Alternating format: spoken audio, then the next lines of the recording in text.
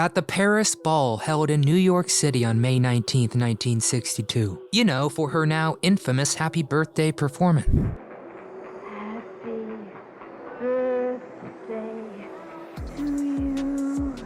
Rat Packer Peter Lawford referred to her as the late Marilyn Monroe. Mr. President, the late Marilyn Monroe. And theories of a grand conspiracy involving the most powerful people at the highest levels of government, as well as some of the most notorious underworld figures, have been circulating ever since. Is the truth as exciting as the legends? Or is it merely a series of rumors? What's happening? W.H. Stratton here, and together we will get down to the bottom of what happened between two icons, JFK and Marilyn Monroe. And whether you loved her or hated her, you couldn't dispute that she was always the center of attention. And the same could be said about JFK, a dynamic young leader who shook the White House to its foundation, igniting passions from both sides. Icons this huge are not a dime a dozen, so were they really lovers or was it tabloid gossip? If you enjoyed the episode, give it a thumbs up, and subscribe to the channel if you haven't already. Now it's time to find out exactly what happened.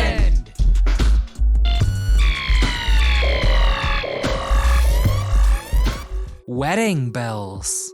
JFK was young and charismatic, and his life with Jackie seemed like it was ripped directly from the pages of a storybook. Jackie was a beautiful socialite, praised for her grace and incredible sense of style. As the First Lady, she became a fashion icon, and that pink Chanel suit she wore in Dallas has been discussed almost as much as the tragic events. But was it true love that brought them together, or was it something a bit more calculated? Jackie O never wrote an autobiography, but once said of JFK, quote, "Maybe he will want to get married because a senator needs a wife. But if he ever does ask me to marry him, it will be for rather practical reasons, because his career is this driving thing with him." And on the flip side, Marilyn Monroe was an orphan who grew up in foster homes. And after a series of small film roles, she was signed to a contract with 20th Century Fox. It was soon discovered that she had posed for some nude photos prior to her acting career. Such a scandal would have brought the career of most starlets to a screeching halt. But the world was already madly in love with Marilyn, and the publicity actually helped her career. It sounds kind of like the Kim Kardashian story. In fact, one of those nude photos inspired a young Hugh Hefner to create Playboy. And even though Hef and Marilyn never met, in 1992 he paid $75 grand for the crypt next to hers in Westwood Memorial Park in LA, because Hugh Hefner is weird.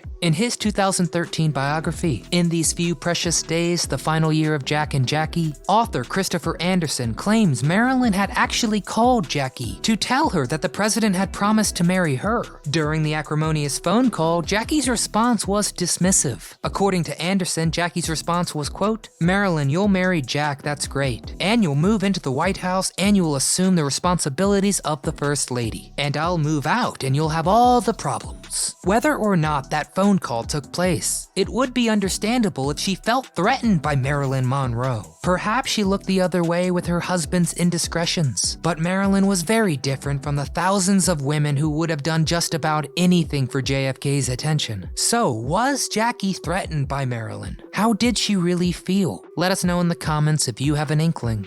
A casual fling.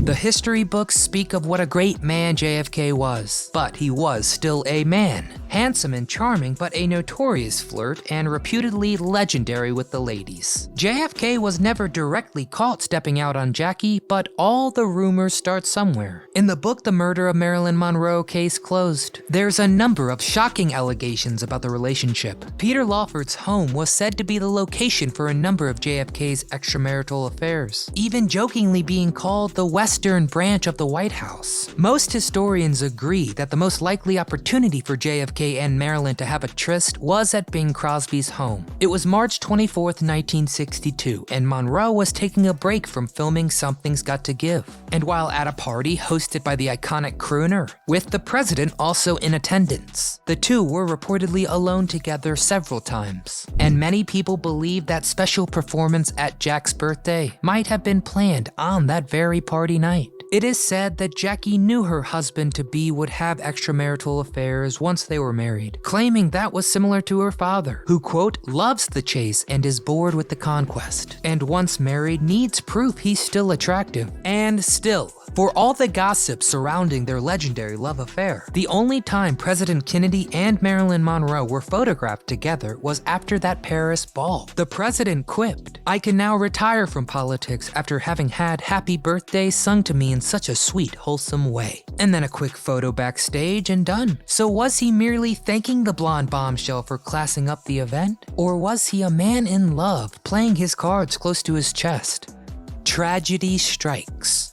The world fell silent when it got the news that Marilyn Monroe had died of a barbiturate overdose at her Los Angeles home on Saturday, August 4th, 1962. Her star had shone so brightly, but now it was all darkness. The official version of the story is that her overdose was either intentional or accidental, but that there was no foul play involved. On the surface, she lived a very glamorous life, the envy of most young girls and boys in the world. Her adoring fans wrote her sacks full of letters. Her photos were hung up in every teenage boy's bedroom and plastered across every newsstand. But all that glitters is not gold. And it wasn't all it was cracked up to be. As any superstar will tell you, fame can certainly take its toll. In Marilyn's case, she couldn't go anywhere or do anything without being chased by paparazzi and eager fans. And then every move was documented in the tabloids. What many people don't realize is that movie stars at that time were still contract players for their studios, but their careers and personal lives were almost totally handled by agents, publicists, and studio execs. Leading ladies had to stay very thin and be dressed to the nines everywhere they went. It was still a man's world where beautiful women were often considered better seen than heard. A handful of leading ladies managed to go on to long and illustrious careers, but some starlets lived in constant fear of being dropped by their studios, and the entertainment business is rampant with drug abuse and alcohol abuse. It starts out the same, it's social, and sometimes a way to cope with fame. And perhaps Marilyn used these downers to relax at the end of the day, and simply got carried away and made one fatal mistake. She was not the first, and she won't be the last to meet an end because of a drug problem. But was she murdered? The juiciest theory of all is that Marilyn was simply a casualty of a huge conspiracy. JFK had powerful enemies, many of whom were on his very staff. Richard Nixon was the frontrunner in the 1960 election, and many argue he lost in the televised debate with JFK. The establishment was losing major battles in the culture war with the youth, and many historians feel that there was a conspiracy to assassinate its leaders. Marilyn wasn't quite the obvious target that the Kennedys would have been, but her connection, however casual or circumstantial, certainly could have had her on that radar. Joe Kennedy was long rumored to have deep ties to organized crime, and there have always been whispers that the Kennedy brothers' election campaigns were backed by the mob. The recent release of the JFK files confirms that there were plans to recruit Chicago gangsters, Sam Giancana and Johnny Roselli, to murder Cuba's young communist leader Fidel Castro. The objective of what would become known as the Bay of Pigs invasion was to train local citizens to overthrow Castro without the appearance of US involvement. By handling their business through the mob, they would have yet another layer of deniability. But in the end, the Bay of Pigs invasion was a miserable failure that actually increased the tensions in Cuba, culminating in 1962's Cuban Missile Crisis. In addition to escalating the Cold War, it's possible that the failed invasion hit the mob in the pocketbook. After all, if they were working with the CIA, they weren't doing so out of the goodness of their heart,